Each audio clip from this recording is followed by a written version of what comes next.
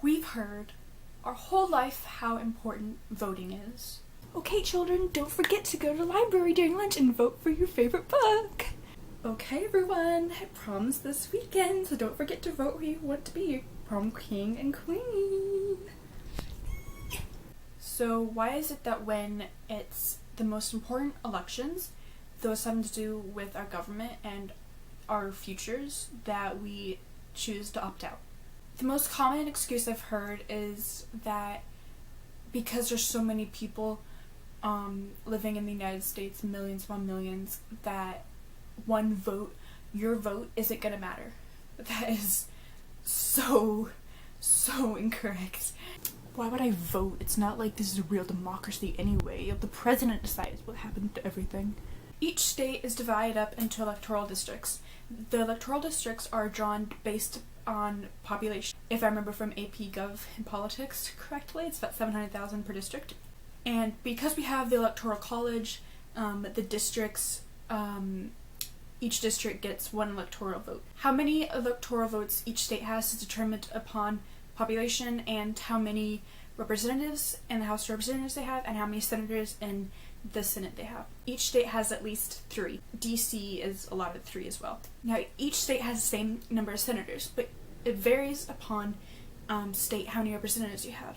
Say, California, it has the most amount of electoral votes at 55. It has 2 senators and it has 53 representatives because it's such a big populated state. Now, this doesn't always happen.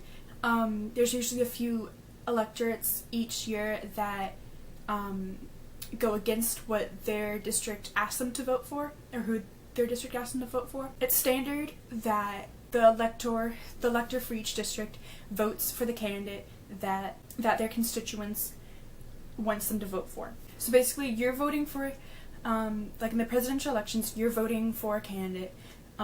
It's not direct, it's indirect, but it still matters because you're dictating what candidate you want your electorate to vote for, and they then cast their vote to that candidate. The outcome of votes in each district adds to the total in the state, which then is most of the states except for 2, Maine, and I can't remember the other one. It's an all or nothing system where all the votes will go towards that specific candidate. It's not divided except for those 2 exceptions. I personally think the electoral college should be abolished for multiple reasons, and I will do a whole other video about that at some point in the future, but this video is just about voting and its importance.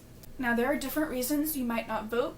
You're not of age, you're not able to get to a voting place, or you're not registered.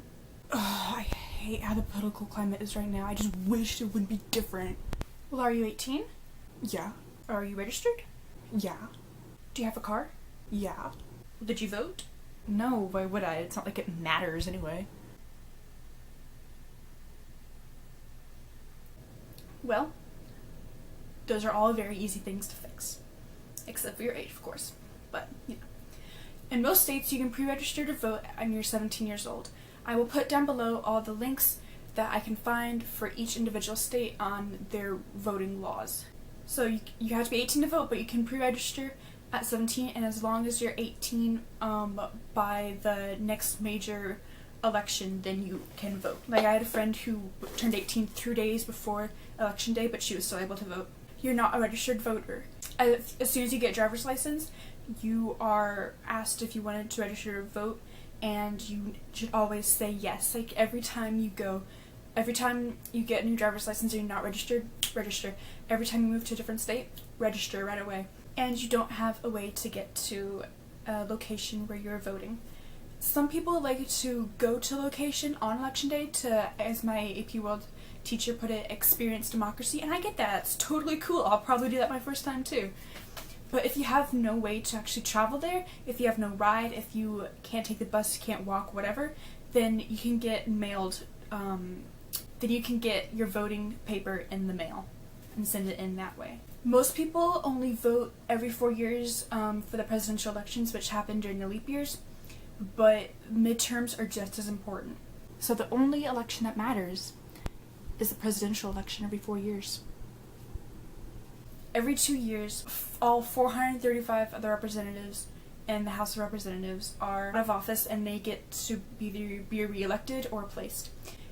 every 6 years, a third of the Senate is up for re-election or replacement. And then again, every 4 years, the president. And midterms, while the presidential election is important, the midterms are almost more important. This next election is going to take place November 6, 2018. During this midterm, 33 senators, 435 representatives, and 14 governorships are going to be up for re-election. That's all of the representatives, a third of the Senate, and about a quarter of the governorships. The executive branch, the president, he or she or they, the president carries out the laws. He will lay them out, he'll sign them, veto them, whatever, but he is like the centerpiece, like the representation of the law. Legislative branch, the both houses of Congress, they make the laws. They write the laws, they discuss them, they go through the different committees and make sure that the laws are justified. I use that word loosely. And the judicial branch, the Supreme Court, they evaluate the laws and they uphold them. So if someone were to challenge the law in a case and it gets through the different levels of the courts and it gets high enough to the Supreme Court, then they will make decisions and they can change the law, like how in 2015 they made same-sex marriage legal.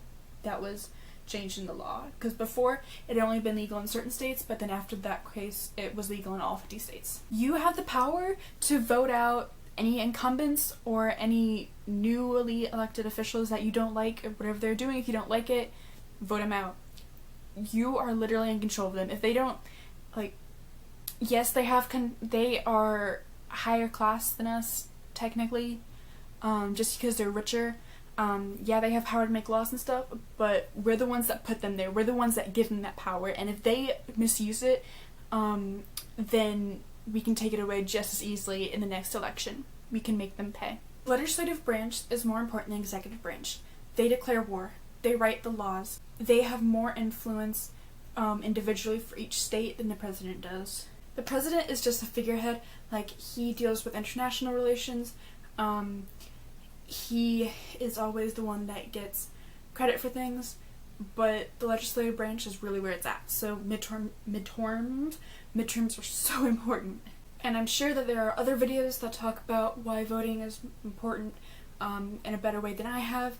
And for the next election in 2020, I will be doing another video with more information and with actually like examples and stuff. But I just wanted to get us up because there's only a few months left into the election, midterm election.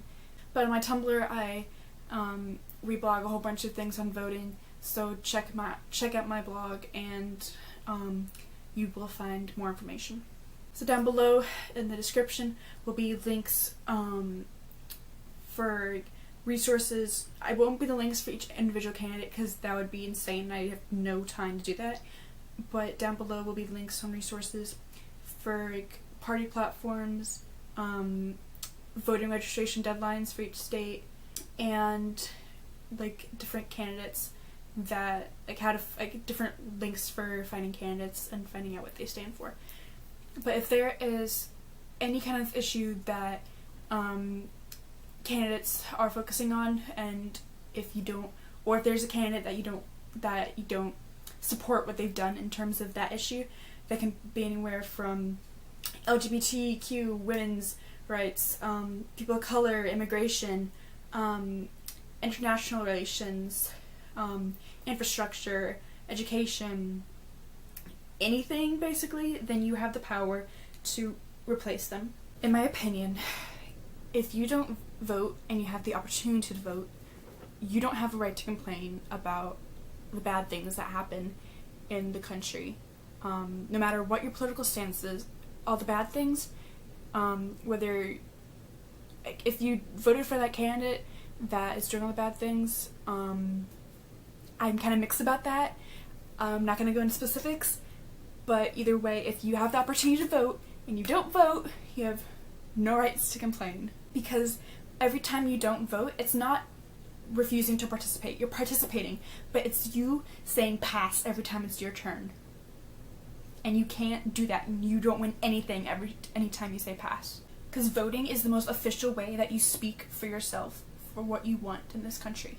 Down below in the description are also links for my different social medias. If you're going to vote in the next election, hit the thumbs up. Don't forget to subscribe for more bookish, authorly songs, activism content, and don't forget to ring the little bell to get notified when I upload. I upload every Saturday and sometimes during the week. That's all for today.